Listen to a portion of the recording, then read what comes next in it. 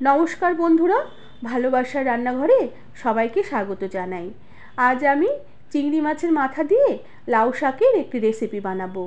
রেসিপিটি ভালো লাগলে একটি লাইক, শেয়ার আর সাবস্ক্রাইব করে দেবার অনুরোধ রইল। এখানে আমি লাউ শাকের ডাঁটাগুলোকে ভালো করে আঁশ ছাড়িয়ে লম্বা লম্বা করে কেটে নিয়েছি। তার সাথে বেগুনও কয়েক টুকরো লম্বা লম্বা করে কেটে নিয়েছি, আর তার সাথে ঝিঙেগুলোকেও কেটে নিয়েছি বেশ ভালো করে ছিলকে ছাড়িয়ে। আর তার সাথে আলু গোট গোট করে কেটে নিয়েছি। আর তার সাথে আমি চিংড়ি মাছের মাথার যে খোলাটাকে ফেলে দিয়ে মাথাগুলোকে বেশ ভালোভাবে ধুয়ে পরিষ্কার করে নিয়েছি। আর তার সাথে লাউ শাকের পাতাগুলোকে বেশ ছোট ছোট টুকরো করে কেটে বেশ ভালো করে ধুয়ে নিয়েছি। এবার গ্যাসে একটি কড়া বসিয়ে কড়াটাকে বেশ ভালোভাবে গরম করে নিয়ে আমি সামান্য একটু তেল দিয়ে দিলাম।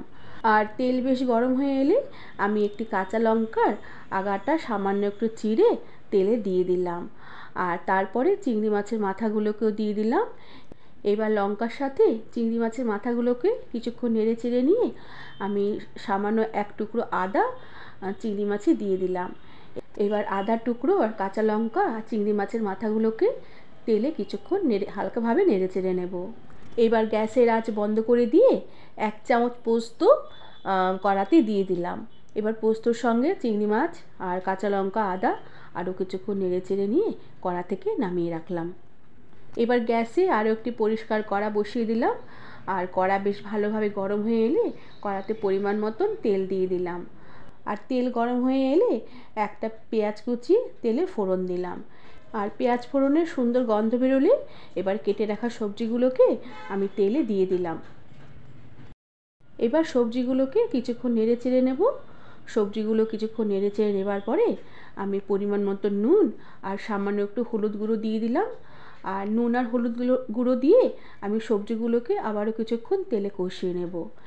এরপর গ্যাসের আঁচ একদম কম করে দিয়ে ঢাকা দিয়ে রেখে আমি সবজিগুলোকে কিছুক্ষণ রান্না হতে দেব। এতে সবজিগুলো তাড়াতাড়ি বেশ মজে আসবে। কিছুক্ষণ পরে ঢাকনা খুলে দিলাম। সবজিগুলো বেশ অনেকটাই মজে এসেছে। এবার আমি কুচিয়ে রাখা লাউ শাকের পাতাগুলোকে সবজিতে দিয়ে দিলাম। এবার লাউ শাকের পাতাগুলোকে দিয়ে আবারও সবজির সাথে কিছুক্ষণ নেড়ে চেড়ে নেব যতক্ষণ না পাতাগুলো সামান্য একটু মজে আসে। পাতাগুলো মজে আসলে আমি গ্যাসের আঁচ কম করে রেখে আবারও ঢাকা দিয়ে কিছুক্ষণের জন্য রান্না হতে দেব। এতে লাউ শাকের পাতায় যতটুকু জল আছে ঢাকা দিয়ে রান্না করার জন্য জলটুকু বেরিয়ে আসবে। আর সবজিগুলো বেশ তাড়াতাড়ি মজে সেদ্ধ হয়ে আসবে। এবার ভেজে রাখা চিংড়ি মাছের মাথা, কাঁচা লঙ্কার পোস্ত বেটে রেখেছিলাম সেই বাটা মশলাগুলো দিয়ে দিলাম। আর তার সাথে সামান্য একটু জল দিয়ে দিলাম। এরপর এই সব কিছু বেশ ভালোভাবে আমি মিশিয়ে নেব। এরপর স্বাদের ব্যালেন্সের জন্য উপর থেকে কয়েকটা চিনির দানা ছড়িয়ে দিলাম। এতে এই লাউ শাকের রেসিপিটি খেতে ভীষণ ভালো লাগবে আর ডাঁটাগুলো চিবোতে বেশ ভালো লাগবে। এভাবে আরও কিছুক্ষণ নেড়ে চেড়ে নেবার পরে আমি ঢাকা দিয়ে রেখে আবারও কিছুক্ষণ লাউ শাকটাকে রান্না হতে দেব। আর গ্যাসের আঁচ একদম কম করা থাকবে। আর এতে লাউ শাকটা খুব সুন্দরভাবে মজে বেশ সেদ্ধ হয়ে আসবে। চিংড়ি মাছের মাথা দিয়ে লাউ শাকের রেসিপিটি আমার বেশ হয়ে এসেছে। এবার আমি একটি হাতার সাহায্যে আলুগুলোকে একটু ঘেটে ঘেটে দেব। এতে তরকারিটা বেশ একটু মাখা মাখা হবে আর খেতেও বেশ ভালো লাগবে।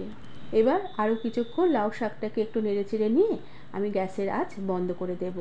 বন্ধুরা, আমার এই চিংড়ি মাছের মাথা দিয়ে লাউ শাকের রেসিপিটি তোমাদের কেমন লাগলো আমাকে তোমরা কমেন্ট করে জানাবে। আর ভালো লাগলে একটি সাবস্ক্রাইব করে দেবার অনুরোধ রইল। তাহলে আসি, পরে আবার একটি নতুন রেসিপি নিয়ে দেখা হবে। ধন্যবাদ বন্ধুরা।